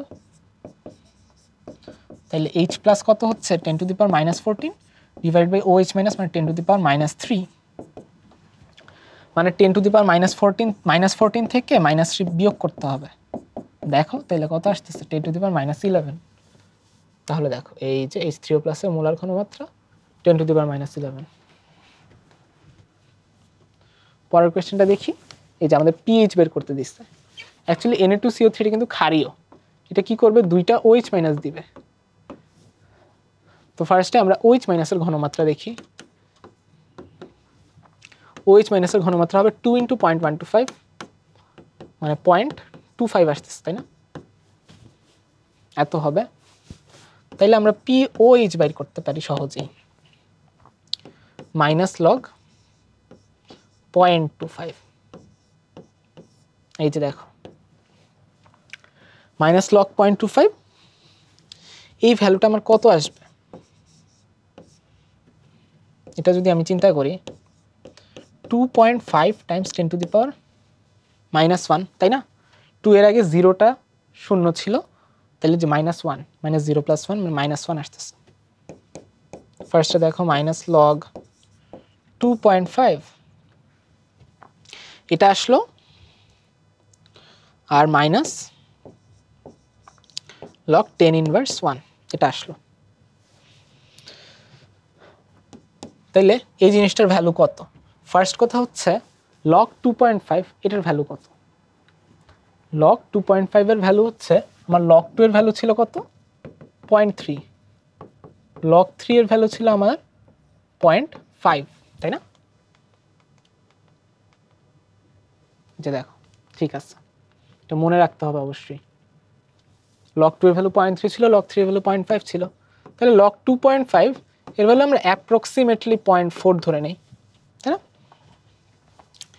0.4, তাহলে এখানে আসবে -0.4, আর এখানে যে 10 টু দি পাওয়ার -1, এই -1টা সামনে চলে আসবে, মাইনাসে মাইনাসে প্লাস, লগ 10 মানে 1। তাহলে দেখো 1 - 0.4 আসতেছে হচ্ছে 1.6। এটা কিন্তু আমাদের পিএইচ না কিন্তু। তাহলে পিএইচ হবে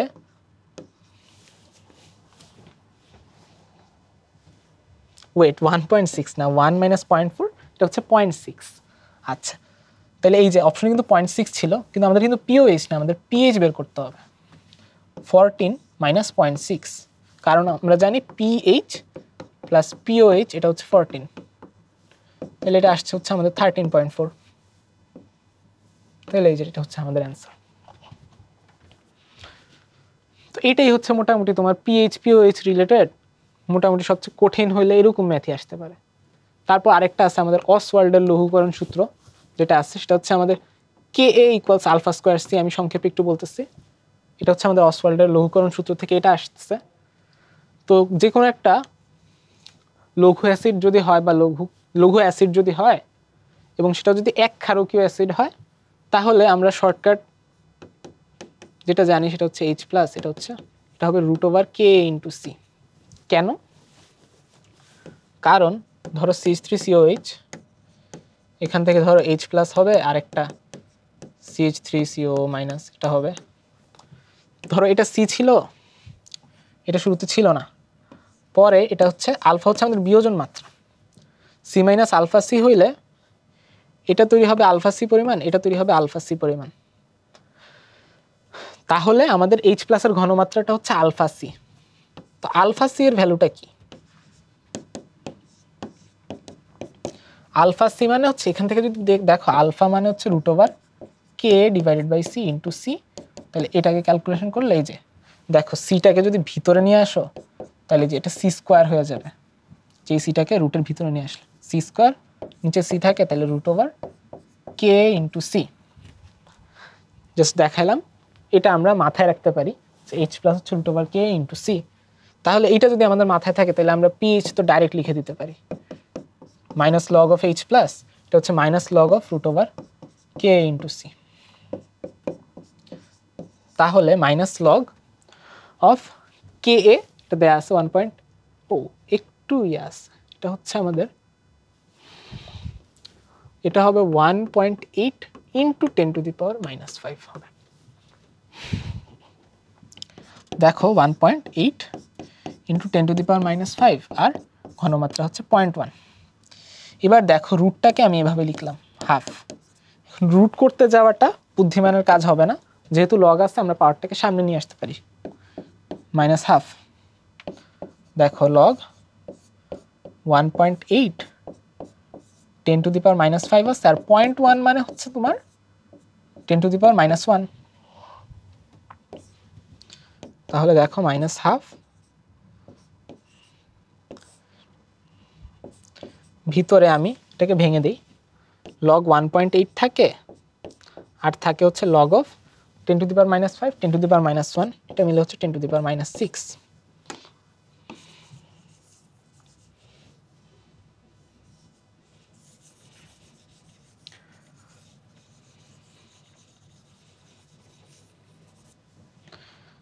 তাহলে দেখো এখানে লিখি,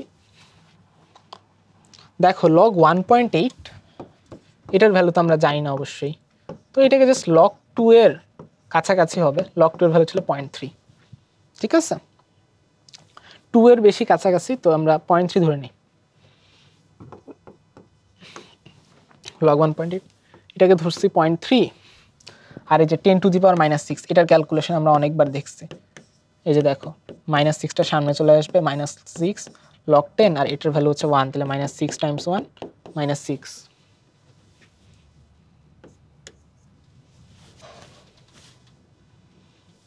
সামনে একটা মাইনাস ছিল অবশ্য। তাহলে 0.3 কে 2 দিয়ে ভাগ করলে হচ্ছে আমাদের -0.15 থাকবে, মাইনাস মাইনাসে প্লাস, প্লাস 3, তাই না? তাহলে হচ্ছে আমাদের 2.85 আসতেছে। দেখো 2.85, তো এই যে দেখো সবচেয়ে ক্লোজ অ্যান্সার হচ্ছে আমাদের 2.872। এটা কিন্তু এটা অনেক ক্লোজ, তো আমরা এটা অ্যান্সার করলাম, কিন্তু অনেক ক্লোজ অপশন ছিল। তাহলে 0.8 এর ভ্যালু আরেকটু কম হবে। ওকে, তাহলে এটাই সবচেয়ে ক্লোজ, অন্যগুলা বেশ অনেকটা দূরে, তো আমরা এটাই দেখাচ্ছি। তাহলে আরেকটা, এবার বাফার দ্রবণ, বাফার দ্রবণের পিএইচ বের করতে হয়। বাফার দ্রবণের ইকুয়েশন হচ্ছে আমাদের ওই যে হেন্ডারসন হেসেলবাখের যে ইকুয়েশনটা আছে ওইটা।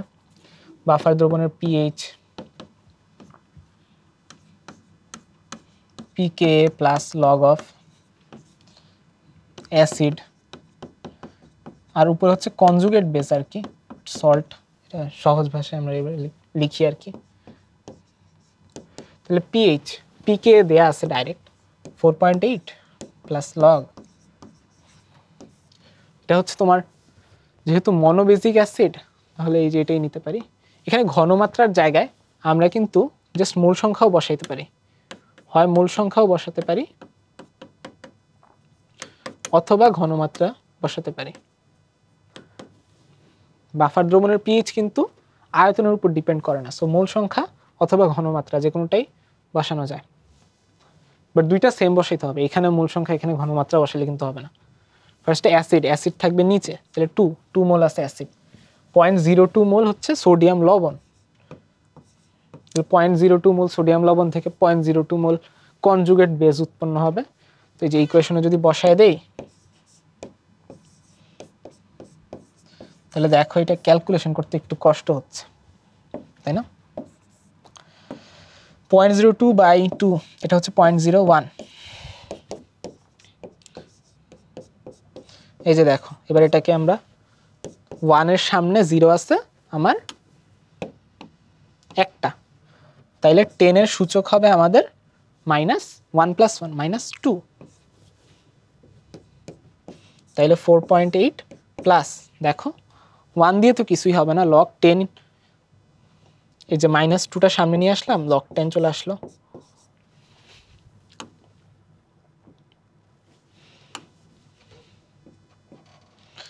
ঠিক আছে, তাহলে এখান থেকে আমরা দেখতে পারি 4.8 - 2 মানে আসতেছে হচ্ছে আমাদের অ্যান্সার 2.8।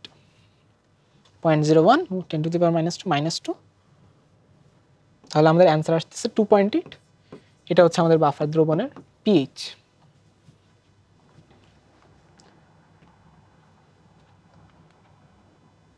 তাহলে আজকের এই ক্লাসটাতে এই পর্যন্তই ছিল।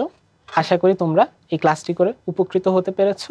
এই ক্লাসের কোয়েশ্চেনগুলো তোমরা প্র্যাকটিস করে নিজেদের হ্যান্ড ক্যালকুলেশনের স্কিলটা বাড়ানোর চেষ্টা করো এবং কোয়েশ্চেন ব্যাংক থেকে নিয়মিত প্র্যাকটিস করার মাধ্যমে তোমরা হ্যান্ড ক্যালকুলেশনের সাথে অভ্যস্ত হওয়ার চেষ্টা করো এবং অবশ্যই কনসেপ্টগুলো ভালোভাবে আয়ত্ত করার চেষ্টা করো। তোমাদের সবার জন্য শুভকামনা ও দোয়া রইল। আসসালামু আলাইকুম।